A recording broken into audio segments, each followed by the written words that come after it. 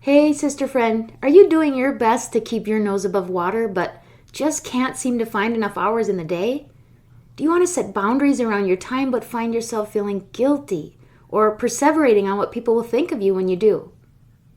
Listen, if you want to feel at peace instead of in a panic, hopeful instead of defeated, and confident that you are living and leading according to God's plan for you, I invite you to jump on a free discovery call with me. You'll walk away with knowledge about what Christian life coaching is, hope for what it can do for you, and actionable steps to begin creating more time for the things that matter most. Grab your free session at gracefilledleader.com/work with me. And hey, would you like a free coffee on me? That's right, I said free. Find the link to my 2024 listeners survey below in the show notes. If you complete the survey, I will send you a gift certificate for a free coffee on me. Now, let's dive into today's episode. Communication is truly the foundation from which effective leadership is built. It's the vehicle through which we articulate our vision, convey our expectations, inspire action, and help our people feel heard, seen, and valued. Effective communication enables us to establish rapport and cultivate trust. Poor communication can do the exact opposite, and it will cripple your ability to be an effective leader for your team. Today, on this Quick Tip Tuesday episode, I'm going to go over 10 common communication mistakes that you want to avoid. Welcome to the Grace-Filled Leader Podcast. Do you want better work-life balance? Do you get stuck in patterns of perfectionism and people-pleasing? Have you always been an overachiever but never really felt good enough, no matter how much outward success you achieve? Do you want more time for the things that matter most? Well, you are in the right place. Here on the Grace-Filled Leader Podcast, we focus on spirit-driven success and share the secrets to having better work-life balance as a busy woman in leadership. Here you will learn how to set boundaries like a boss, find peace of mind, and reclaim your time for the things that matter most. Hi, I'm Tanya, a wife, mom, leader, and certified Christian life coach. For most of my life, I tried to find worthiness through achievement. I spent decades people-pleasing and pouring myself into my work. I was looking for my value through the approval of others. This led me to feel burned out, empty, and exhausted. I had no time or energy for myself or my family. I realized that I was wasting time and energy looking for validation in all the wrong places. But my life changed when I finally surrendered and God showed me a different way. It is my mission to help you start living the abundant life God has for you. If you're ready to become fueled by grace and find freedom from people-pleasing, if you're ready to multiply your time and impact as a Christian woman in leadership, this podcast is for you. Roll up your sleeves, sister friends. It's time to get after it. Communicating with your team when times are good and everyone is happy is pretty easy. Generally speaking, it's when the going gets tough or people have concerns or complaints that we're at risk to fall into some communication pitfalls. So I want to talk about some of these mistakes, and believe me, I've made probably most of them, if not all of them, in my leadership career. But I'm going to talk about them so that you can learn from them and continue to hone your communication skills as a leader. I think as women, we face unique challenges and we have unique gifts when it comes to communicating effectively. Active listening is one of the most powerful communication tools. It is a foundational skill, especially when addressing employee concerns or complaints.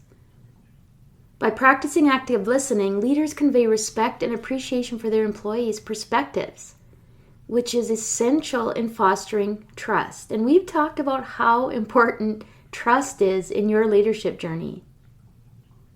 It is so important that you do your best to avoid some of these common mistakes, which are not great examples of active listening. So the first mistake is being defensive or accusatory in your response. You need to resist the temptation to respond defensively or resort to accusations or even an accusatorial, is that the word? Yes. Accusatorial tone when confronted with employees' concerns. Instead, approach the discussion with openness and empathy, seeking to understand the root of the issue. Seeking to understand is key here. Be curious. Ask more questions. I often find myself using the phrase, "help me understand." Sometimes, before I go into what is likely to be a challenging conversation, I repeat that phrase to myself over and over, in my head of course, so that I set my intention to one of curiosity and empathy rather than defensiveness. The second mistake you want to avoid is using, quote, you language excessively. This really goes along with defensive or accusatory language, sometimes an authoritative type of tone. Excessive use of you language can come across accusatory or confrontational. As a leader, you should opt for I statements to express your thoughts and feelings, but with the appropriate intention.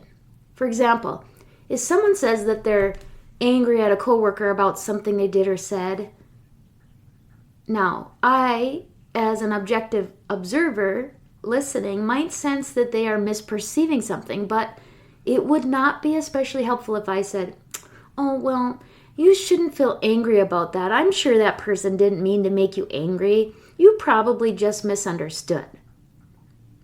Saying that will only result in the employee feeling dismissed and unheard. A better option might be to say, "I can tell that this is very upsetting to you, and I understand why you might perceive it this way. Have you discussed your concerns with your coworker? Perhaps they're unaware of the impact that they have had. I know it takes a lot of courage and can be very difficult to be vulnerable in that way, but I've witnessed many situations in which it actually gives opportunity to build relationship. It's an opportunity for that person to gain awareness of how they're being perceived. So how can I help you in this situation?"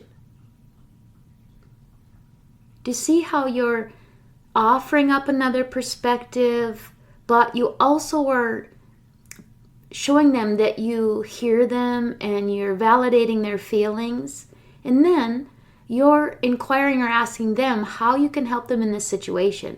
Ideally, the way in which you can help them is if they're open to having this conversation with their coworker, that you maybe help them with some scripting or ideas about how to approach the conversation so that, much like this conversation, the one that they have with their coworker leads to open dialogue and not defensiveness or accusation. The third mistake to avoid when communicating with your team members is making it all about you or one-upping them. Well, I said to try to keep things in the I rather than the you. Be careful that you don't take that to the point of making the conversation all about you or pointing out that all that you've done for them or one-upping them somehow. So I'll give you a real-life example that comes up a lot amongst my team members. Some of you might relate, but working weekends is a regular complaint that I hear. Now, to give you some backstory, our team members currently work one weekend about every 10 weeks or so, typically less than an 8-hour day on a Saturday and occasionally an even shorter day on a Sunday. They work in teams of 3 on Saturday and then one person covers Sunday morning. Now, years ago, when I was a staff therapist, we worked alone every 3rd or 4th weekend, and we worked a full day on both Saturday and Sunday. At that time, we were salaried, so we didn't even get paid for the extra hours. Now, our team members are hourly, so they get paid for every hour that they work and get overtime on anything over 40 hours. From my perspective, this is a much better situation for our team members because they truly get paid for every hour that they work. And they're working less often than they used to. Now, when people come and they complain about working weekends, sometimes I really struggle to not go down the road of saying, well, back in my day, and then painting how much better a picture it is for them now and how much worse it could be. But what does that accomplish, especially if I say it that way? Most often, it will not be received with a sudden sense of gratitude for how life is now, which is what I hope for.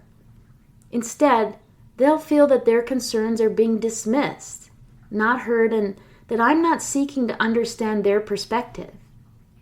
It may even compromise their willingness to be open and transparent about other things, if they feel like that is what they will be met with.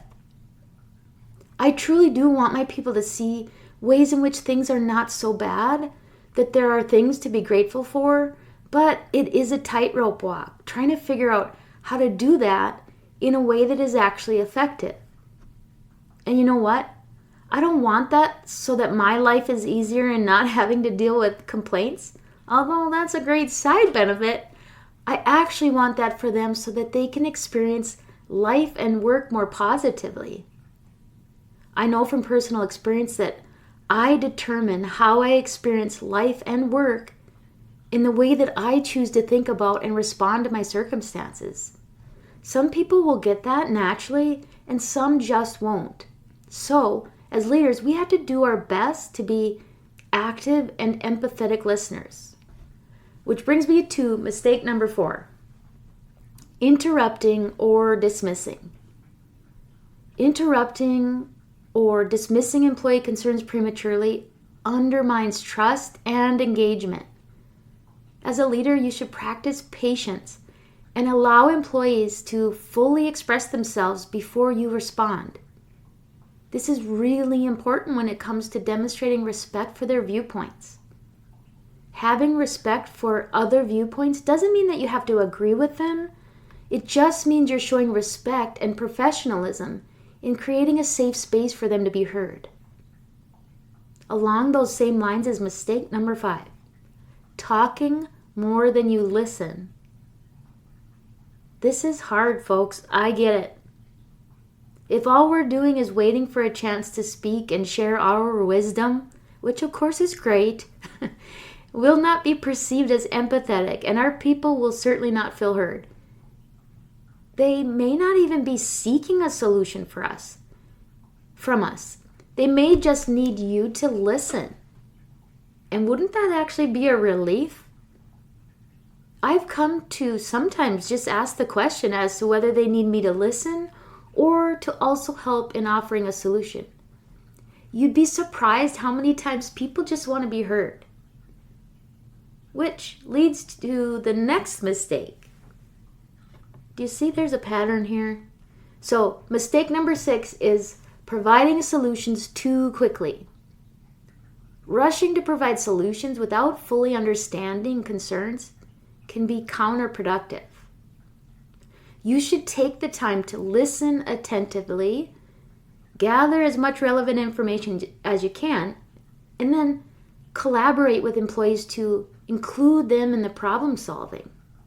Not only does that offer you some help and take you off the hook for fixing everything, but it gives them some level of accountability and responsibility in actually being part of the solution. Moving on to mistake number 7. Neglecting to show empathy. Empathy plays a crucial role in effective communication. It really enables us to validate employees' feelings and experiences. By demonstrating empathy, we create a supportive environment where team members feel valued and understood. And empathy is not the same as sympathy. And empathy isn't the same as agreeing with the perspective. It truly is a way in which to help people feel heard. Mistake number 8. Using too much corporate speak. I see this a lot. And it's a tricky balance to figure out, but it's important that we are professional and discreet in our communication, and we need to be responsible in supporting the organization that writes our paychecks, but it's not especially effective, especially as a frontline leader, to talk above people or in vague and complex terms that are obviously more corporate speak than authentic communication that takes into account what is actually meaningful to your team. I know a lot of people who say a whole bunch without really saying anything. It's just a bunch of fluffy corporate speak that seems completely disingenuous and offers nothing in the way of meaningful content. My people will call that stuff out faster than white on rice. Let's give our people some credit and be respectful enough to communicate clearly and authentically. We want to communicate in a way that, number one, they absorb the information and hopefully that they take some ownership in whatever you intend them to, and that it's meaningful to their daily work. Mistake number 9. This one is a really tough one for many of us. Taking things too personally. This is something that I have really struggled with in my career as a leader and really all my life. The reality is sometimes people do try to make things personal. Sometimes they make them outright personal. I shared a recent experience with that in episode number 100, 5 tips to remain calm when faced with criticism as a leader. But even though people may choose to make something personal or they may phrase things in a very hurtful way, it's ultimately my choice as to how I receive that. I know the truth of who I am as a person and a leader. God knows the truth of who I am as a person and a leader. And sometimes people just spew things that aren't true about who I am. And they likely do the same to you sometimes. However, there are usually some kernels of information that I can take away from the conversation that are valuable for my growth as a leader. It truly takes an act of God because I literally have to pray and surrender my flesh to Him in every situation where I feel that I'm being judged or criticized. But He has brought me a long way in being able to remain calm and receive the feedback and information I need to receive to continue to help my people feel heard and to continue to serve them and advocate for them. He also often provides an opportunity for me to offer another perspective maybe, or demonstrate the truth of who I am in a way that doesn't compromise open lines of communication. Now, the final mistake you want to avoid, and quite possibly one of the most important for you as a leader and for your team members, is failing to follow up or follow through. This is a huge, huge thing to listen to, friends.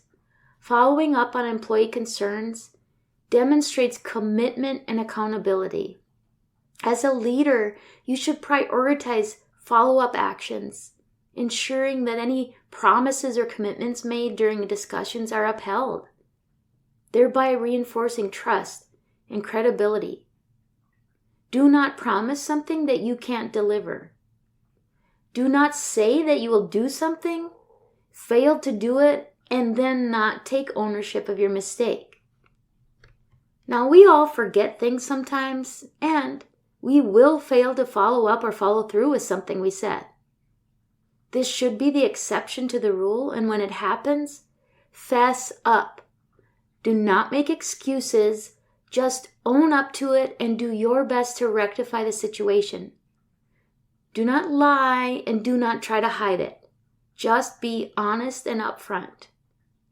But even if you are really good about fessing up to your mistakes, if it becomes a pattern of not following up or following through, even your apologies will eventually fall on deaf ears. What might be an honest mistake once or twice becomes a pattern that appears to have no action toward correcting. trust and respect will be significantly compromised and exponentially more difficult to earn back.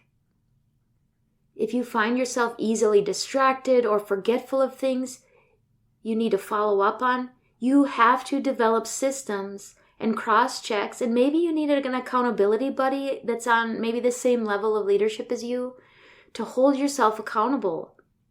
And you can also ask your team members to help hold you accountable, but that should be somewhat limited.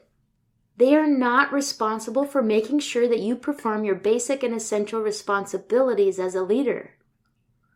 Do your best to avoid the mistakes from the get-go. Don't overcommit yourself or set yourself up for failure by having ineffective processes.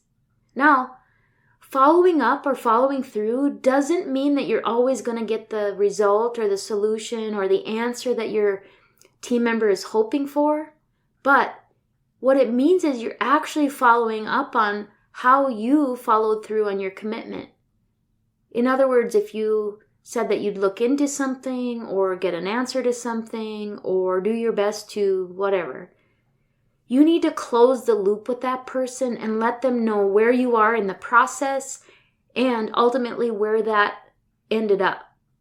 So let's say you've said that you'd look for an answer for something or a solution for something, and you're relying on other stakeholders or sources of information. And sometimes it can take a while to actually get an answer to a question. So rather than waiting until the very end, if it's going quite a while that you don't yet have an answer, it's really important that you even follow up with saying that you don't yet have an answer, but that you have not forgotten and that you are still going to follow through on and follow up with what you said you would. So even a follow-up in regards to just the process or progress or lack of progress that you're at is very important to your employees. It shows that you are committed to doing what you said. So let's just quickly go through those 10 mistakes one more time. Remember, these are communication mistakes that you want to try to avoid. And this really applies to communication in every aspect of your life. I speak from a leader standpoint, but this is true with your spouse, with your kids, with your parents, with your friends. So, number 1, being defensive or accusatory. Mistake number 2, using you language excessively. Mistake number 3, making it all about you or one-upping the person. Mistake number 4, interrupting or dismissing. Mistake number 5, talking more than you listen. Mistake number 6, providing solutions too quickly. Mistake number 7, neglecting to show empathy. Mistake number 8, using too much corporate speak. Mistake number 9, taking things too personally. And finally, mistake number 10, failing to follow up or follow through. If you hear yourself in any of these scenarios, number 1, it's okay because it happens to all of us. We are human and we are not perfect. But if you find yourself in these scenarios and you really struggle to know how to correct it or make headway, and if you need a mentor to help you develop strategies for successful communication or systems to better manage your time and your responsibilities so that you can be responsive and follow through, please reach out. You can book a free consult with me at gracefilledleader.com/work with me, or you can email me at Tanya, Tanya, at gracefilledleader.com. If you email me, please be sure to put consult or coaching, something similar. Let's say consult in the subject line. Ladies, I know, I shouldn't, assume you're all ladies. So ladies and gents, I know you know this, both in your professional lives and personal lives, but effective communication lies at the heart of empowered and successful leadership. By avoiding common communication mistakes and prioritizing active listening, empathy, and open dialogue, you can cultivate a more positive work culture where people feel valued, supported, and empowered. Embrace these strategies to foster trust, to foster collaboration, and to improve productivity within your team. And until next time, I sincerely wish for you days that are filled with gratitude, peace, and God's amazing grace. I pray this episode blessed you, spoke to you, or encouraged you in some way.